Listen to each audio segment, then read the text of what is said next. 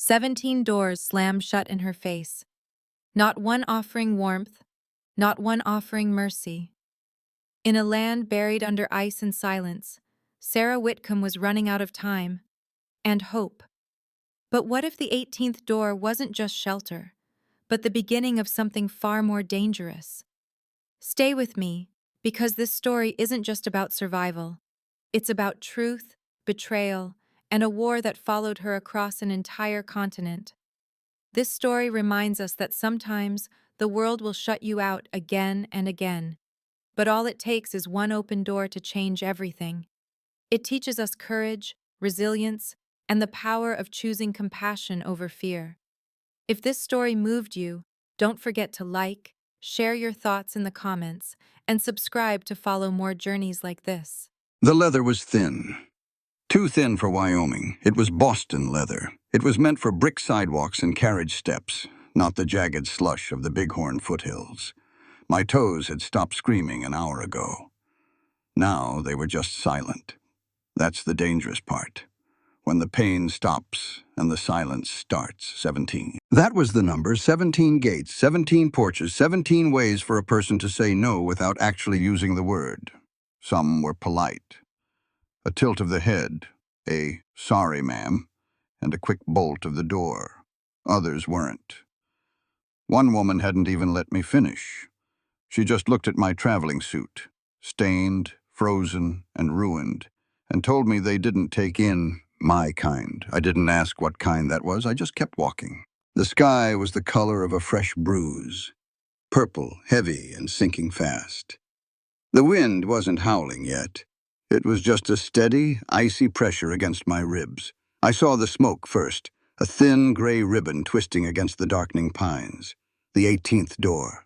The cabin was low-slung, honest, built of heavy logs that looked like they'd grown straight out of the dirt. A brindled dog sat on the porch. He didn't bark. He didn't growl. He just sat there, head tilted, watching me stumble up the path. A dog that doesn't bark makes you wonder what kind of man he lives with. I reached the porch. My knees shook. I felt the vibration in my teeth. I raised my hand. It felt like a piece of lead attached to my sleeve. I hit the wood. Once, twice. The sound was flat, hollow. I leaned my forehead against the doorframe. The wood was rough. It smelled of pine pitch and old rain. Don't close, I thought. Please, just let me sit on the floor. The bolt thudded. It wasn't a hesitant sound, it was the heavy, certain slide of iron. The door opened, or the heat hit me first. It was a physical weight, thick with the smell of wood smoke and coffee. Then I saw him. He wasn't a giant. He was just a man, solid and broad-shouldered, wearing a flannel shirt the color of dried blood. He was holding a cleaning rag and a Winchester lever action. He didn't look surprised. He didn't look angry. He looked at me with eyes that had seen things he hadn't finished processing yet. I tried to speak. My throat was a dry well. The letter. He stepped back. He opened the door wide, letting the golden light of the hearth spill out across the frozen porch. He didn't ask my name. He didn't ask for my story. "Come in," he said. His voice was low, gritty, like gravel under a wagon wheel. "I've been waiting for you." I took one step over the threshold and my legs gave out. I didn't hit the floor. He caught me. His hands were calloused and warm. They felt like the only real things in a world made of ice. "I'm Sarah," I whispered, the name feeling strange in the heat. "I know," he said. He closed the door against the Wyoming wind. The click of the latch was the sweetest sound I'd ever heard. "I'm Tom. Sit by the fire, Sarah. The coffee's black, but it's hot." I sat. I shook. And for the first time in 17 doors, I stopped looking back. The sun didn't rise so much as it bled through the pines. I woke up in a bed that wasn't mine. The blankets were wool, scratchy, smelling of cedar and old wood smoke. I didn't move for a long time. I just watched the frost on the window pane. It looked like ferns, delicate, white, a world away from the soot-gray slush of Boston. Tom was gone. His spot on the floor by the hearth was empty. The blankets there were folded, neat, precise, like a soldier's bunk, I sat up. My feet hit the floorboards, and the cold traveled straight up my spine. It was a clean cold, though, not the damp, rotting chill of the city. I found my boots by the stove. He'd greased them.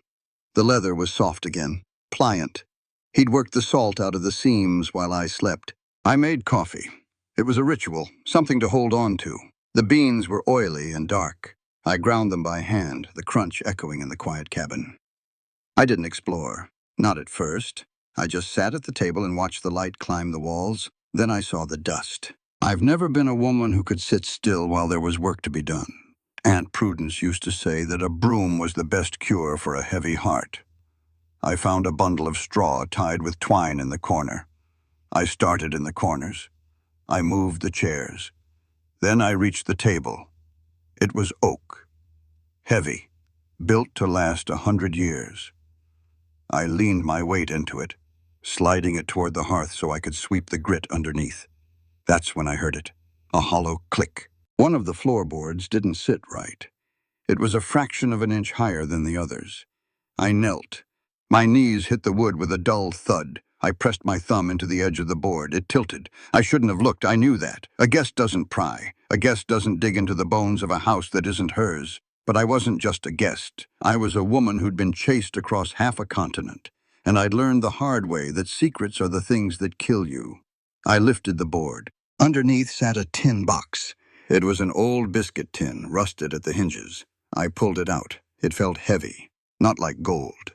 Heavier, like lead. I opened it. I expected letters, maybe a lock of hair from the wife he'd lost. Instead, I found a stack of paper. Scraps, mostly. Backs of envelopes. Torn pages from a ledger.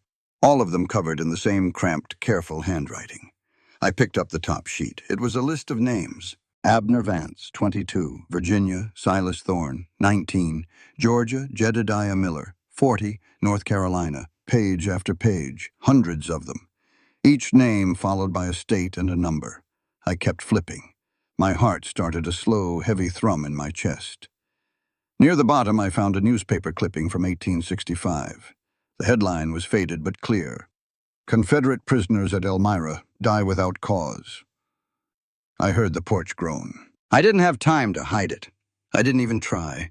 I just sat there on the floor, the papers spread out around me like fallen leaves as the door opened. Tom stood there.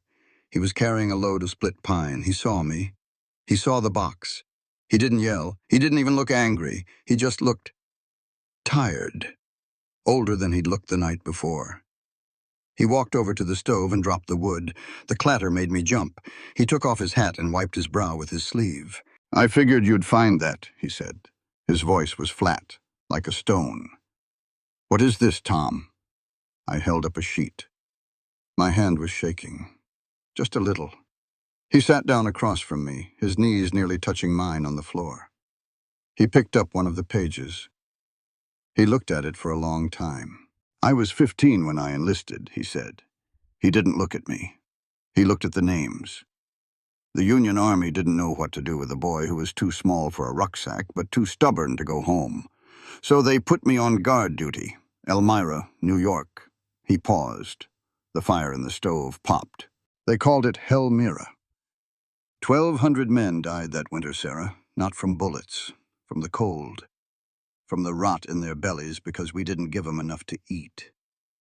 I was the one who carried the buckets. I was the one who saw the ribs sticking out. I was the one who followed the orders. He looked up then. His eyes were hard. I couldn't stop it. But I figured if I wrote them down, if I kept their names, then maybe they wouldn't just be dirt in a trench. 1,200, I whispered. I didn't get all of them, he said. He took the box from my hand and set it back in the hole. But I got enough to keep me awake at night. Caroline knew. She said it wasn't my fault, that I was just a kid.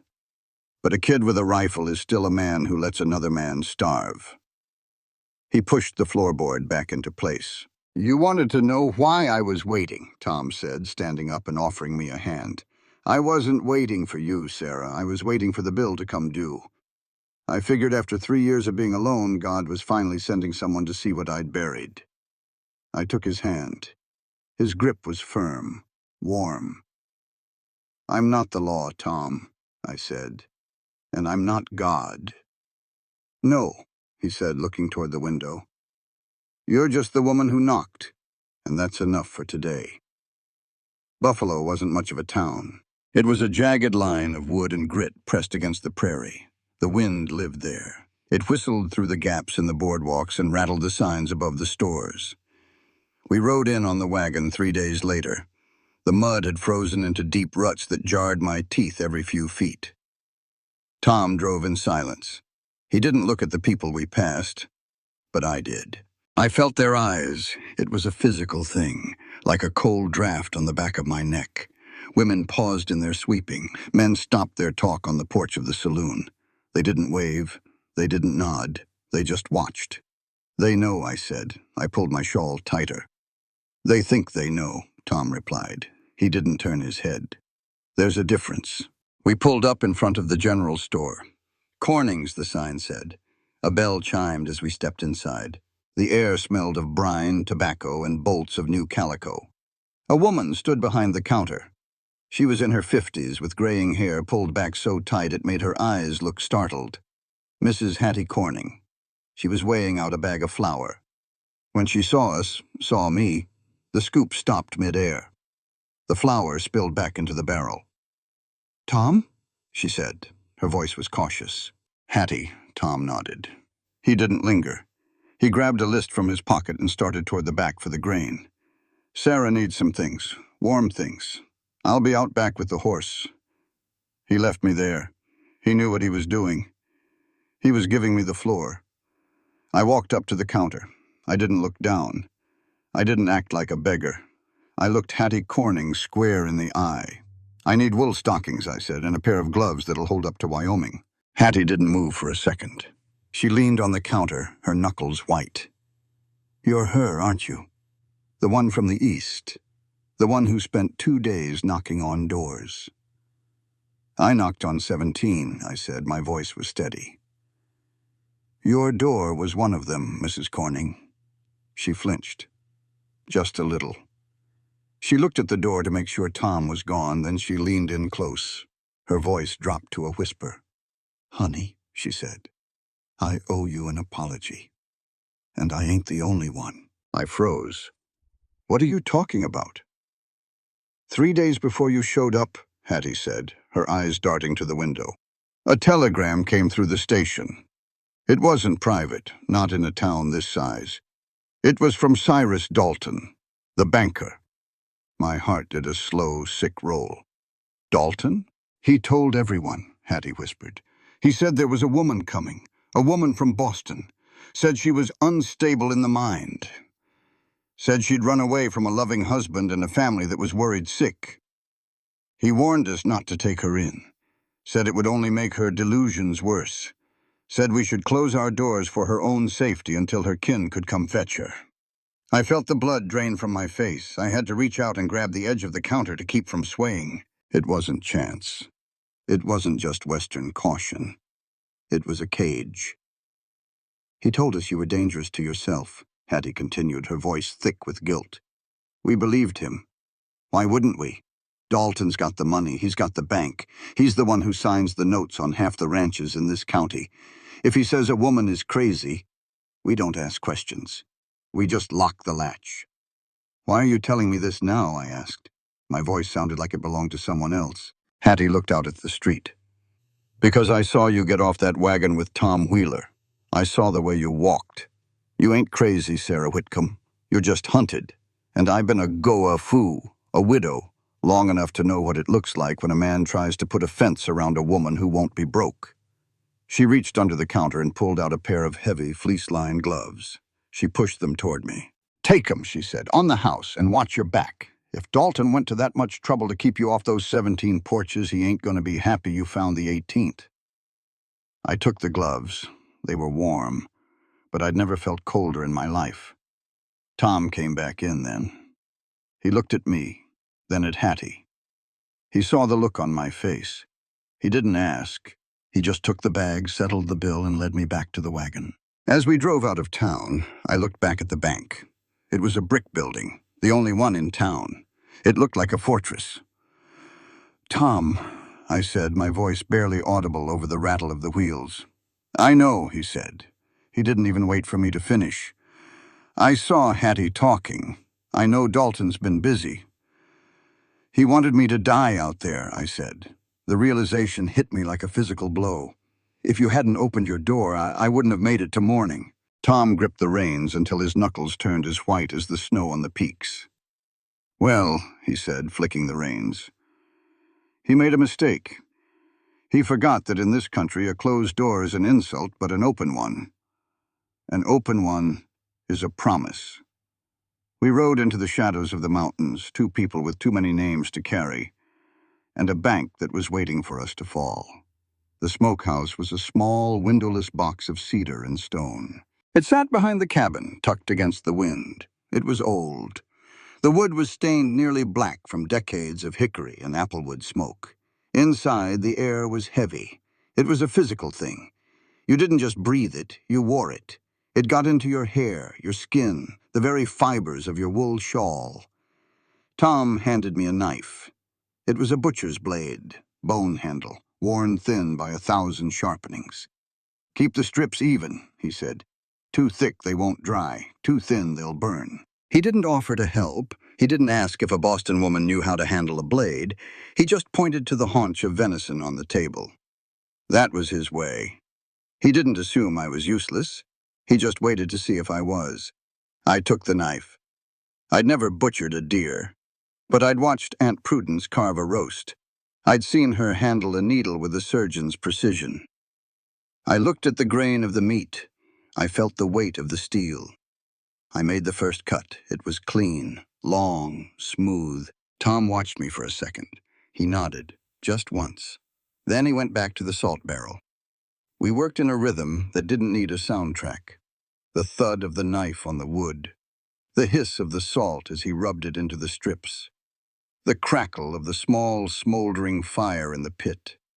My hands were covered in blood and salt. It stung where the wind had cracked my knuckles. I didn't care. There was something honest about the sting. It was real. It was a debt being paid to the winter. "My father owed a man named Hayes," I said. I hadn't planned on speaking. The words just came out, timed to the beat of the knife. Tom didn't stop rubbing the salt. He just tilted his head, listening. "The panic of '73 hit us hard," I continued. "Father was a cloth merchant. Good man, proud man. But pride doesn't pay the interest. Benjamin Hayes owned the textile mills in Lowell. He was 53, a widower with hands that felt like damp paper. He offered to forget half the debt, on one condition." Tom stopped. He looked at me over the table. The smoke curled around his head like a crown of ghosts. "He wanted you," Tom said. It wasn't a question. "He wanted a trophy," I corrected. "He wanted the daughter of the man he'd ruined. He wanted to sit me at his table and show Boston that he'd bought a Whitcomb for 50 cents on the dollar." I cut another strip. The meat was cold. I refused, at a dinner party, in front of 14 of the most powerful families in Massachusetts. My father struck me right there, in front of the soup tureen. My mother looked at her plate. She didn't say a word. She was afraid of the hunger, Tom. She was more afraid of being poor than she was of seeing her daughter sold. Tom leaned back against the stone wall. He wiped his hands on his apron. "So you ran." "I went to Aunt Prudence. She was the family scandal. Never married. Lived in a house full of books and ledger sheets. She took me in. She taught me things. She taught me that a woman who can't count her own coins will always be counted by someone else." I looked at Tom. The salt on my hands felt like grit. "She died last spring. She left me everything, $3,000 and a letter. She told me to go west. She said Wyoming was the only place where a woman's vote counted, where a woman could own land without a man's permission. I was going to leave. I was going to be free." I paused. The smoke was getting to my eyes. Then the letter came, from Thomas Wheeler, offering a job, a way to get established. I thought it was a sign. I thought the West was calling me. "And instead," Tom said softly, "you found another cage." "No," I said, looking at the black-stained wood of the smokehouse. I found 17 closed doors, and then I found you. Tom didn't say anything for a long time. He just reached out, took the knife from my hand, and set it down. He took a damp cloth and started wiping the blood from my fingers. His touch was careful, almost reverent. "The smoke's done its work for now," he said. "Let's get inside. The wind's picking up." We walked out of the dark box into the gray light of the afternoon. The bighorns were hidden behind a wall of white. The first real storm was coming. I felt the weight of the $3,000 sewn into my petticoat. It felt heavier than the venison. "Ellen," Tom said as we reached the porch. He used my middle name, the one he'd started using when the air got thin. "I ain't Benjamin Hayes, and I ain't your father." "I know," I said. "Good," he said, "because I don't buy things. I just keep what's worth holding on to." The storm hit at midnight. It wasn't a blizzard. Not yet. It was a screamer. The wind came down from the peaks, howling through the chimney like a banshee. The cabin creaked. The logs groaned. But they held. I spent the morning with Tom's books. He hadn't wanted to show them to me. He was embarrassed. His handwriting was a chaotic scrawl. He'd kept the records on the back of old tobacco labels and scraps of newspaper. It was the accounting of a man who lived day to day, dollar to dollar. I sat at the table with a pen and a bottle of ink. I didn't say a word. I just organized. I saw the numbers. 500 borrowed from the bank 3 years ago for Caroline's medicine, for the funeral, for the winter that nearly broke him. But the debt didn't say 500, it said 1,200. I stopped. I checked the math again. Then I checked the dates. "Tom?" I said. My voice was sharp. He was sitting by the hearth, cleaning his rifle. He looked up. "What is it?" "Cyrus Dalton isn't just a liar," I said. "He's a thief. He's been charging you interest on top of interest. He's been compounding your debt every 30 days, and he's using a rate that's nearly double what the territory allows." Tom stood up. He walked over to the table and looked at the columns I'd drawn. "I just figured that's how banks worked. You borrow, you pay back more. It's a hole you can't climb out of." "No," I said. My Boston blood was boiling. "This is usury. He's been stealing $4 out of every 10 you send him. Aunt Prudence would have had him jailed for this. In Wyoming, you have a cap of 10%. Dalton's been charging you 18. Tom's jaw tightened. "He knows I can't read a ledger, Sarah. He knows I'm just a man with a ranch and a heavy heart. He figured I'd just keep paying until I died or he took the land." I looked at the window. Through the frost, I saw a shape. A rider. It was a tall horse, a Kentucky thoroughbred, out of place in the Wyoming scrub. The man on its back wore a coat of fine wool and a hat that cost more than Tom's wagon. Cyrus Dalton. He didn't get off his horse. He just sat there in the swirling snow, looking at the cabin like it was an infestation. Tom picked up his Winchester. He didn't load it. He didn't have to. The way he held it was enough. "Mr. Wheeler," Dalton called out. His voice was cultured, smooth, the kind of voice that lied to you while it shook your hand. "I've come about the note. February is coming. I'd hate to see you unprepared." Tom stepped onto the porch. I stayed in the doorway, hidden in the shadows. "I'm prepared enough, Dalton," Tom said. "Are you?" Dalton leaned forward. "I hear you've taken in a guest, a confused woman from the East. That's an expensive charity, Tom, especially for a man who's behind on his interest." "She ain't a guest," Tom said. "She's my business. And as for the interest, we'll talk in town, with the bank examiner." Dalton's smile didn't reach his eyes. "The examiner is a friend of mine, Tom. Don't make things difficult. You've got a good piece of land here. It'd be a shame to see it go to a syndicate because you were stubborn." He turned his horse. He didn't look back. He rode into the white, a ghost of a man with a heart made of ink and ice. Tom came back inside. He was shaking. Not from the cold, from the effort of not pulling the trigger. He sat down at the table and buried his face in his hands. "I'm going to lose it," he whispered. "He's got the law. He's got the money. I'm just one man." "You're not one man," I said. I sat down across from him. "You've got me, and I've got the math." Tom looked at me. He reached into his pocket. He pulled out a piece of paper. It was wrinkled, yellowed. He'd been carrying it for a long time. "I lied to you, Sarah," he said. My heart stopped. "What?" My heart stopped. "I didn't just open the door because I was waiting for the bill to come due," he said. He pushed the paper toward me. "I got this a month ago, in the mail, from Boston." I picked it up. The handwriting was feminine, delicate. It wasn't Aunt Prudence. It was someone else. "Mr. Wheeler," the letter read, "a woman named Sarah Whitcomb will arrive in Buffalo this November. She will be looking for you. She is in grave danger. Do not turn her away. She is the only hope you have of keeping what is yours. A friend." I stared at the words. "Who sent this?" "I don't know," Tom said. "But the handwriting. It's the same as the letter you got, the one that invited you here. The person who invited me to Wyoming and the person who warned Tom I was coming were the same person. I wasn't a victim of a mistake. I was an invitee to a war." "Someone wanted us together," I whispered. "Someone who knew about Dalton. Someone who knew about Hayes." Tom looked at the hearth. The fire was dying down. "I thought it was a trick. I thought you were part of the bank's plan to get me off the land. That's why I was so hard those first few days. I was watching for the knife in your sleeve." "And now?" I asked. Tom reached across the table. He didn't take my hand.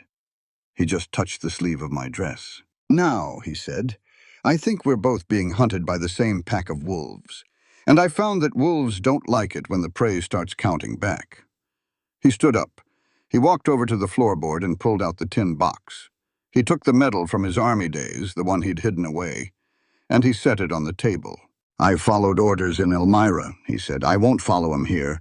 You write that letter to the Examiner, Sarah. You use those fancy words and those tight columns. I'll keep the rifle clean. We ain't losing this ranch. Not to Dalton, and not to Hayes." He offered me his hand, not as a husband, not as a savior. He offered it as a partner. I took it. His skin was rough. Mine was stained with ink. Together we were the two things the world didn't know how to handle. A man with nothing to lose, and a woman who knew exactly what she was worth. "The storm's passing," I said, looking at the window. "No," Tom said, his eyes on the mountain. "The storm's just finding its teeth. But we've got a roof. And for now, that's plenty." The mail didn't come to the door in Wyoming. You went to the mail. 10 days after Dalton's visit, the sky cleared to a hard, brittle blue. The kind of blue that looks like it would shatter if you hit it with a hammer. Tom hitched the team. We rode into Buffalo. The ruts in the road were frozen solid now. They sounded like iron pipes clanging under the wagon wheels. At the post office, the air smelled of wet wool and ink. The clerk handed me a single envelope. It was heavy, expensive vellum. The handwriting was a sharp, elegant script I knew better than my own. Margaret Hollis. I didn't open it in town. I didn't want the prying eyes of Buffalo watching me read the words of a Philadelphia lawyer's wife. I tucked it into my coat right against my heart.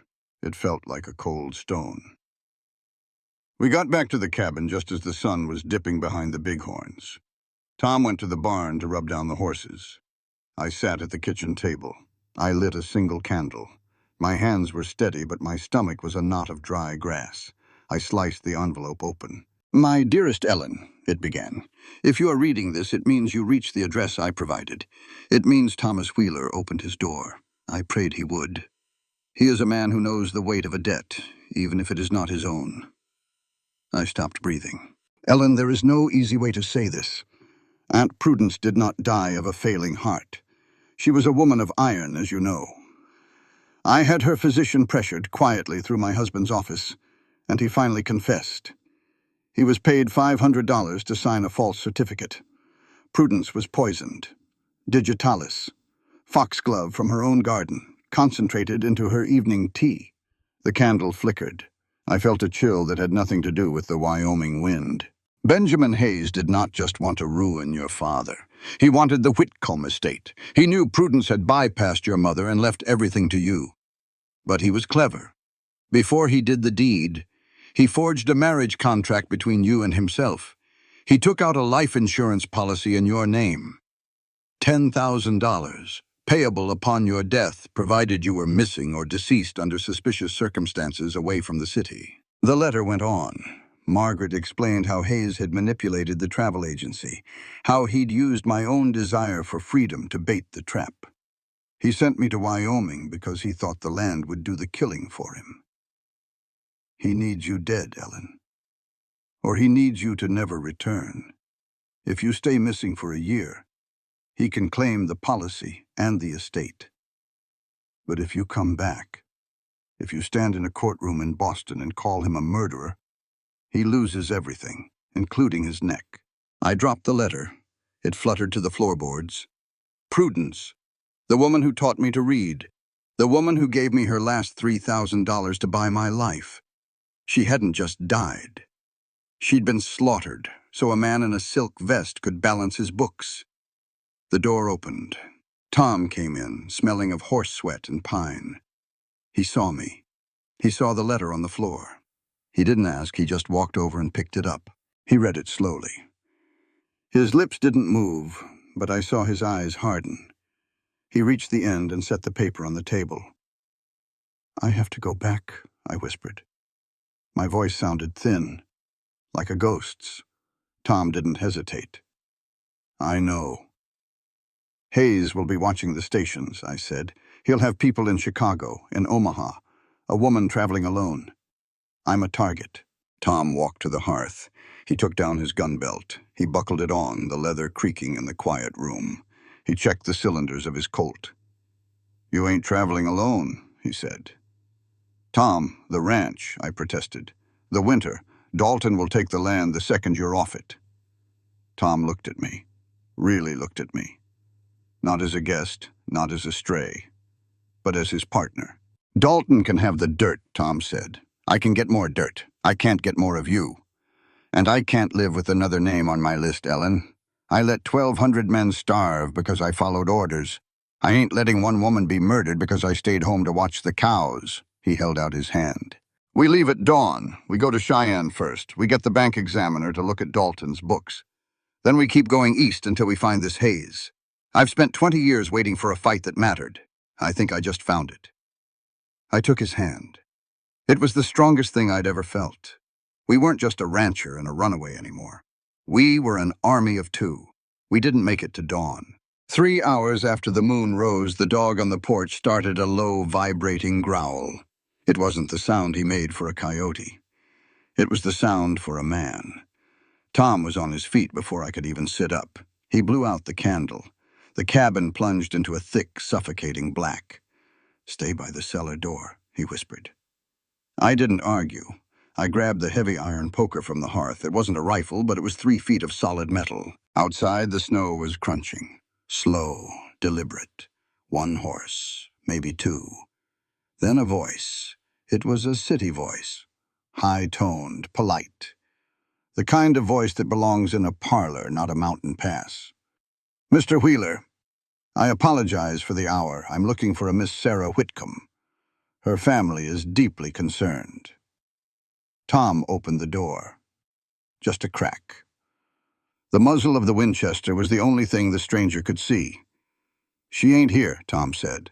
The lie was flat and perfect. "Now, Mr. Wheeler," the voice said. A man stepped into the spill of the moonlight. He was dressed in a gabardine coat, a bowler hat. He looked like he'd stepped out of a catalog. "My name is Elias Pierce. I'm a private investigator. Pinkerton Agency, out of the Chicago office." He held up a badge. It caught the moon. "I have a warrant to escort Miss Whitcomb back to Boston. Her mother is gravely ill. It's a matter of life and death." Tom didn't budge. "I said she ain't here." Pierce sighed. It was a weary, practiced sound. "Mr. Wheeler, I know she knocked on 17 doors before she hit yours. I know you took her in. I'm not here to cause trouble. I'm here to save her from herself. She's confused. Her father's death, it broke something in her." I stepped out of the shadows. I walked right up to the door and pushed it open. "My father is dead?" I asked. Pierce looked at me. He smiled. It was a oily, practiced thing. "Miss Whitcomb, yes. 3 weeks ago, a stroke. Your mother is calling for you. Mr. Hayes has authorized me to pay for your passage and provide a generous reward to Mr. Wheeler for his hospitality." He reached into his pocket. He pulled out a roll of bills. It was thick enough to buy the ranch twice over. I looked at the bills, then I looked at Pierce's boots. They were covered in mud, but the leather underneath was cheap. Synthetic. Not the kind of boots a Pinkerton wears. And his badge? It was too shiny, too new. "Tom," I said, "let him in." Tom looked at me like I'd lost my mind, but he stepped back. Pierce walked in. He looked around the cabin with a faint sneer. He sat at the table like he owned it. He laid the money down. "Pack your bags, Sarah. We leave in the morning." "Mr. Pierce," I said, sitting across from him, "how is Mr. Hayes? Is he still Mills in Lowell?" "He's very well," Pierce said, "working hard to settle your father's estate." "That's funny," I said. My voice was like ice. "Because my father didn't have an estate. He had a debt. And Mr. Hayes doesn't own the mills in Lowell. He's a silent partner in a shipping firm in Lynn. My Aunt Margaret told me that years ago." Pierce's smile faltered, only for a second. "And another thing," I said. "A Pinkerton doesn't show his badge to a man with a rifle through a cracked door. He waits for the law to arrive. You're not a Pinkerton, Mr. Pierce. You're a hired gun. And if I had to guess, you're the one Hayes hired to make sure I disappear before I reach Chicago." Tom moved then. It was faster than I could follow. He had the muzzle of the Winchester pressed against the back of Pierce's head before the man could even reach for his coat. "Search him," Tom growled. I didn't hesitate. I reached into Pierce's pockets. I found a heavy, short-barreled revolver. And then I found it. A folded piece of paper. It was a contract. It wasn't from the Pinkertons. It was a private agreement. $5,000 upon confirmation of the subject's demise. It was signed by Benjamin Hayes. Pierce started to sweat. The polite city mask fell away. He looked like what he was, a cornered rat. "Wait," he hissed. "Wait. You don't understand. Hayes, he's a madman. He told me she was a thief. He told me she'd stolen the family jewels. I didn't know about the insurance. I didn't know about the poison." "The poison?" I asked. "How do you know about the poison?" Pierce swallowed hard. I heard him talking to the doctor in Boston before I left. He said the old lady was easy. He said Sarah would be easier, but he's cheating me. He told me the policy was $5,000. I found out it's 10. He's going to kill me too, Wheeler. He never pays his witnesses. He buries them." Tom pressed the rifle harder. "Why should I keep you breathing?" "Because I have the letters," Pierce cried. "I kept them. Every instruction he sent me. I have them in a lockbox in Denver. I was using them for blackmail. My insurance. If I die, my partner opens the box. But if you let me live, if you get me immunity, I'll testify. I'll hang him for you." Tom looked at me. The room was silent, except for the heavy, panicked breathing of the man at the table. Pierce wasn't a hitman anymore. He was a receipt. "We're going to Denver," I said. "And then?" Tom asked. "And then we go to Boston," I said, "with our own witness and our own evidence." Tom pulled the rifle back. He didn't lower it. "Get in the cellar, Pierce. If I hear a sound, just one sound, I'll fill that hole with lead and forget I ever dug it." Pierce scrambled into the dark. Tom locked the heavy wooden doors. He stood over them, his chest heaving. "You okay, Ellen?" he asked. I looked at the money on the table. The blood money. I picked up the stack of bills and threw it into the hearth. The fire flared up, orange and hungry. "I'm fine, Tom," I said. "For the first time since I left Boston. I'm actually fine." We sat in the dark, watching the money burn. The 17th door was a memory. The 18th door was a fortress. And tomorrow the war was going east. Smoke is a thief. It doesn't announce itself. It doesn't knock. It just creeps under the door and into your lungs, until your body remembers how to scream. I woke up coughing. The air in the cabin was thick, gray, tasting of old pine and something sharper, something chemical. Tom was already moving. He didn't have his boots on, but he had his Colt. He didn't look at the door. He looked at the window. "The barn," he rasped. I scrambled out of bed. I looked past him. The darkness of the Wyoming night had been swallowed by an ugly, pulsating orange. The barn, the place where the horses lived, where the winter hay was stacked to the rafters, was a torch. "Pierce," I said, my heart hammering against my ribs. Tom cursed. He'd locked Elias Pierce in the root cellar, which was part of the barn's foundation. He grabbed a pair of buckets. He didn't ask me to stay behind. He knew better. We hit the porch, and the heat slapped us in the face. It was a physical thing, a wall of dry, blistering air that made your skin feel 2 sizes too small. The wind was whipping the sparks toward the cabin. If the wind shifted, we were dead. If the wind stayed, the barn was gone. "Tom! The cellar!" I yelled over the roar. Fire doesn't sound like wood breaking. It sounds like 1,000 hungry animals tearing at a carcass. It growls, it snaps. Tom didn't wait for a key. He grabbed the heavy axe from the woodpile and swung. 1 hit. 2. The wooden doors to the cellar shattered. A figure scrambled out, covered in dirt and soot, coughing so hard he fell into the snow.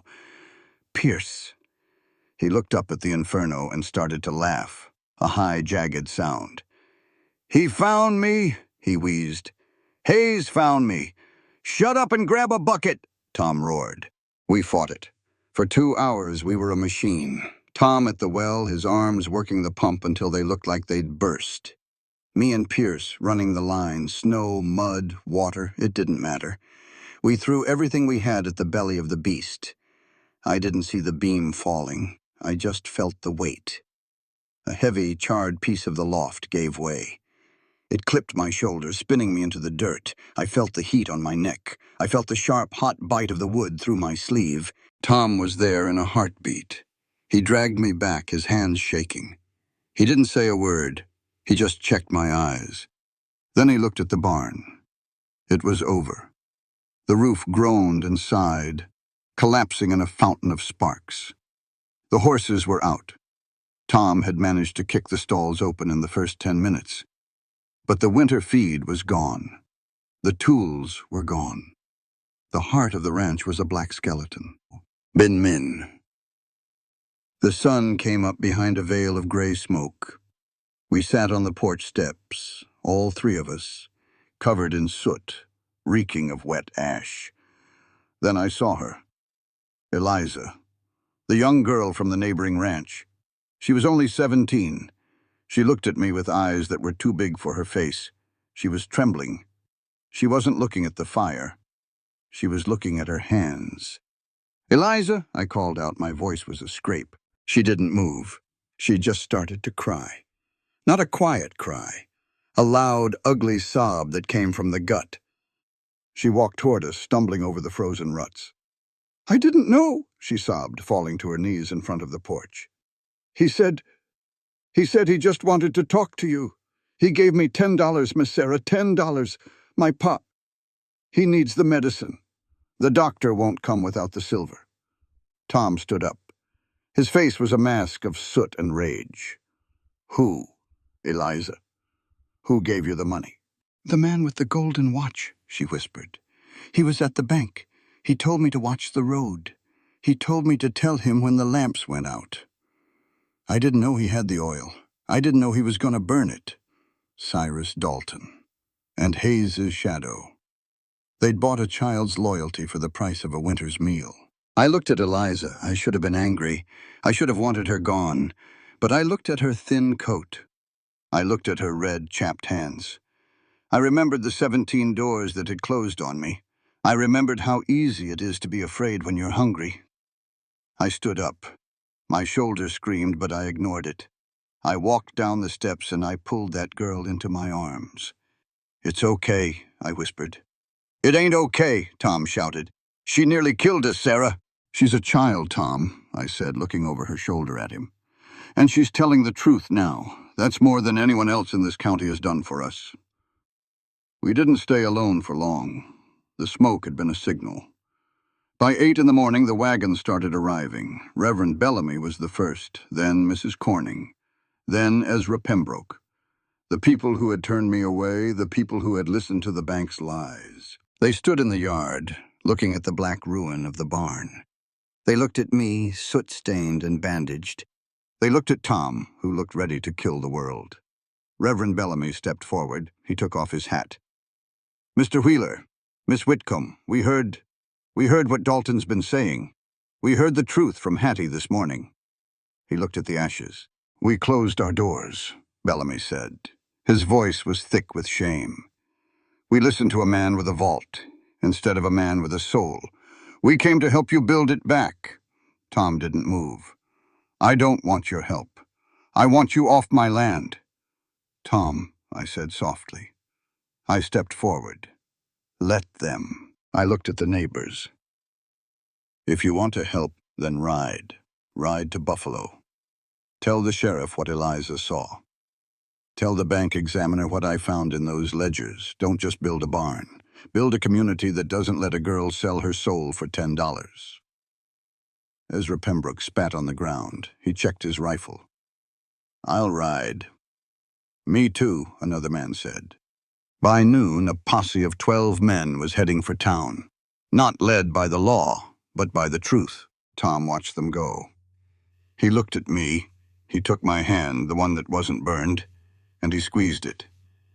"You're a strange woman, Sarah Ellen Whitcomb," he said. "I'm just a woman who's tired of doors being shut," I said, "including yours." He smiled.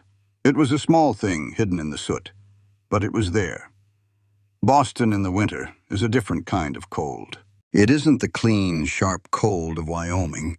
It's a damp, heavy chill that smells of coal dust and salt. It gets into your bones and stays there. We arrived 3 weeks later, Tom, me, and Pierce. Pierce was our insurance policy, and he knew it. He didn't try to run. He knew that the only thing keeping him from a shallow grave was the testimony he carried in his pocket. The legal battle wasn't like a storybook. It was slow. It was tedious. It was a mountain of paper and a sea of lawyers. But Margaret's husband was a shark in a wool suit. He didn't blink. We watched Benjamin Hayes crumble.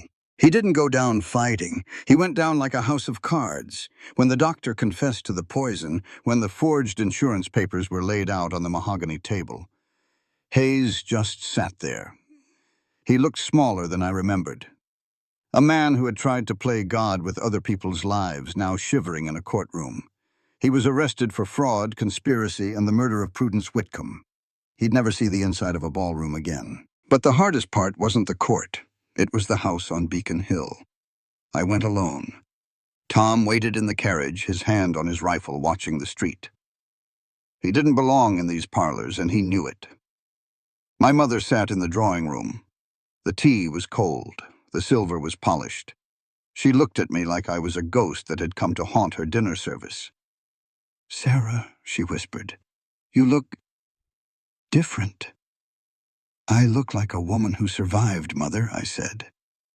I didn't sit down. She started with the excuses, the "I didn't know," the "your father made the arrangements," the "I had no choice." "You always have a choice," I said. My voice was steady. It didn't shake. "You chose to look at your plate while they sold me. You chose to stay silent while Hayes poisoned your own sister." "I was afraid," she cried. "So was I said. "I was afraid on 17 different porches in a snowstorm, but I didn't stop walking." I looked at her. I didn't feel hate. I just felt a deep, hollow pity. "I'm not here to forgive you, Mother, not yet. Forgiveness requires the truth. I want you to write down everything you knew, every word Hayes said, every penny he promised. If you do that, if you tell the truth to the prosecutor, then maybe in a year or two, I'll answer your letters." I turned to leave. "Where are you going?" she asked. "You have the estate now. You have the money. You can stay here. You can be a Whitcomb again." I looked at the heavy velvet curtains. I looked at the stifling, silent air of the room. "I'm going home," I said, "to a place where the doors stay open." We were back in Wyoming by the time the first thaw started. The barn was already halfway built. The neighbors had kept their word. Ezra and the others had spent their winter hauling timber while we were east. Dalton was gone. His bank had been seized by the territory, and he was facing 20 years for usury and racketeering. We didn't have a big wedding. It was a Tuesday. The mud was thick, and the smell of wet earth was everywhere. We stood in the church in Buffalo, just us, the Bellamys, and Mrs. Corning. I didn't wear white. I wore the navy blue suit I'd traveled in. It had a patch on the shoulder where the fire had burned it. I didn't want to hide the scar. Reverend Bellamy looked at us over his Bible. "Do you, Thomas, take this woman?" Tom didn't wait for the script. He looked at me, his eyes clear and bright. "Sarah," he said, "I don't promise you a life of ease. I don't promise that the wind won't blow or the fires won't start again. And I don't promise to make you happy every single day. Happiness is a flighty thing. It comes and goes." He took my hands. "But I promise you honesty. I promise to tell you when I'm afraid. I promise to listen when you tell me the same. And I promise that as long as I'm drawing breath, you'll never have to knock on a door and wonder if it'll open. My door is yours. My life is yours." I felt a lump in my throat that I couldn't swallow. "Thomas," I said, "I don't promise to be a perfect wife. I don't promise to be quiet or small. I promise to try to know you every day, to see the man you are, not just the man you were. And I promise that whatever we build, whether it's a barn or a family, we'll build it with the truth. No secrets, no floorboards." We kissed. It wasn't a movie kiss. It tasted of coffee and the coming spring. When we got back to the ranch, Tom stopped the wagon at the edge of the property. He looked at a patch of land near the creek. "What are you thinking?" I asked. "Apples," he said. "Your aunt loved apples, didn't she?" "She did." "It takes 7 years for an apple tree to bear fruit in this dirt," Tom said. He looked at me. "I think we've got 7 years, don't you?" "I think we've got forever," I said. We walked into the cabin, the 18-door cabin. The light was golden on the floorboards. The fire was ready to be lit. I sat at the table. I took out a pen and a fresh sheet of paper. I started a new ledger. Not for debts, not for deaths. April 1882, I wrote. 3 dozen apple seeds planted. 1 barn rebuilt.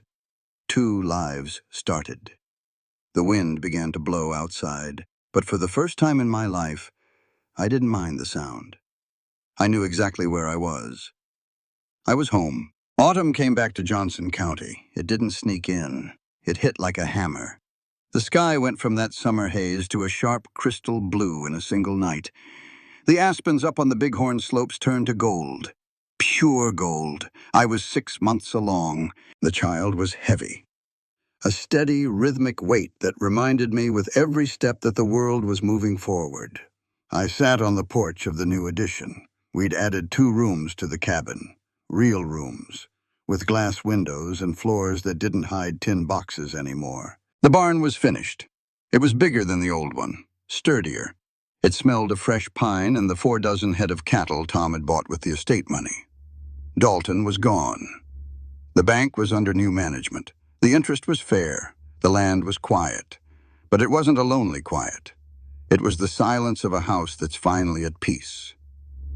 A rider appeared on the horizon. Tom saw him first. He was out by the creek checking the young apple trees. He stood up, wiping his hands on his trousers, and watched the horse come in. It wasn't a Wyoming horse. It was a city horse. It was my brother James. He stayed for 3 days. He looked at the mountains like they were another planet. He looked at me, sunburned, heavy-bellied, and wearing a work apron. And he didn't recognize the sister who had fled Boston in the dark. "Mother is gone, Sarah," he said on the second night. We were sitting by the fire. The wood popped. "I know," I said. She'd been writing to me for 18 months, long, rambling letters. She didn't make excuses anymore. She just told the truth about the fear, about the silence. I'd answered them. I didn't tell her I loved her. I told her I was listening. That was the best I could do. "She left you this," James said. He handed me a book. It was wrapped in oilcloth. I opened it. It was the family Bible, the one Aunt Prudence had given her. I flipped to the front page. My name was there, written in Prudence's sharp, certain hand. I put it on the mantel, right next to the framed picture of Caroline and Mary. The past was all there, lined up in a row. It didn't haunt the house anymore. It just lived here like we did. James left on the fourth day. He headed back to the trains, back to the brick and the soot. That night, the first snow started. Just a dusting. Tom sat by the fire, cleaning his boots. He looked at me for a long time. Then he reached into his vest pocket. He pulled out a piece of paper. It was folded small. "I've been meaning to give you this," he said, "for a year." I took it. I thought it was a letter for Caroline. I thought it was his way of finally saying goodbye to the 18th door he'd opened for her. I was wrong. It wasn't for Caroline. It was for the child I was carrying. "To my child," the letter began. The handwriting was Tom's. Careful. Cramped. "I don't know if you'll be a boy or a girl. I don't know if I'll be here to see you read this.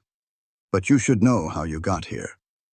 Your mother didn't just walk to this house. She fought for it. She knocked on 17 doors before she found mine. She was cold and she was tired, but she never stopped. Don't let anyone tell you she was saved. She is the woman who saved herself. I just had the sense to open the door and stay out of her way. You'll have a sister you'll never meet.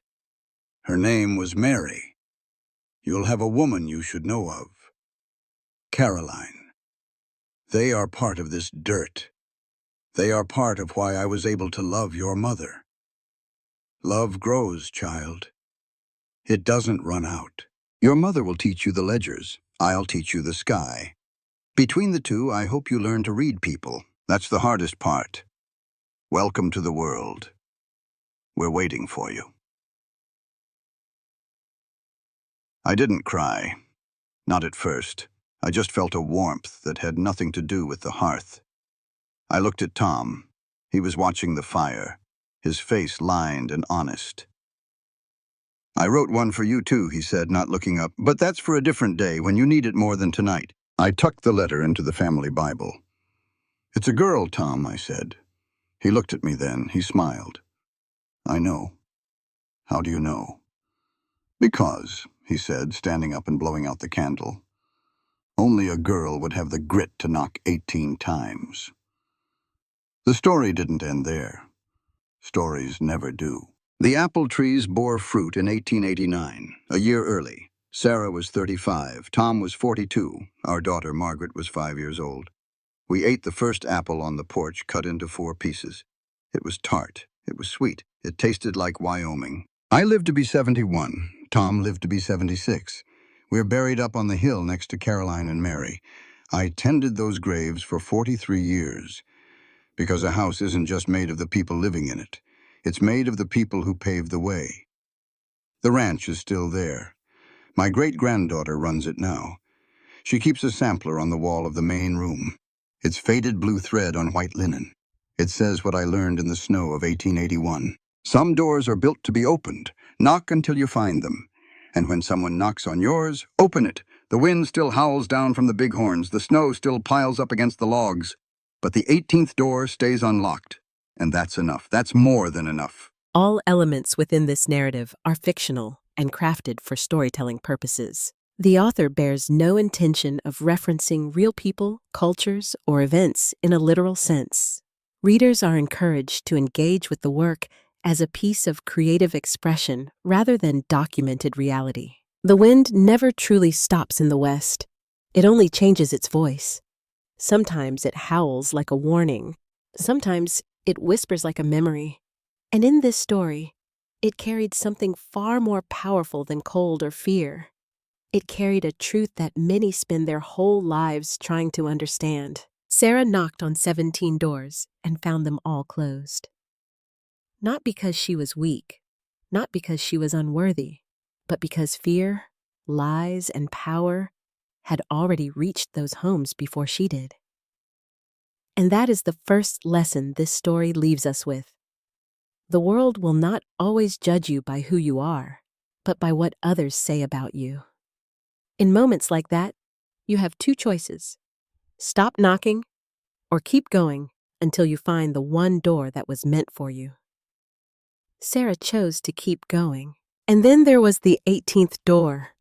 Tom didn't ask for proof, didn't demand an explanation, didn't measure her worth against rumor or reputation. He simply opened the door. That simple act, so small on the surface, became the turning point of everything. Because sometimes kindness is not grand or heroic. It is quiet, immediate, and without condition. And yet, it has the power to save a life. But this story is not about being rescued. It is about something deeper. Sarah was not saved because someone opened a door.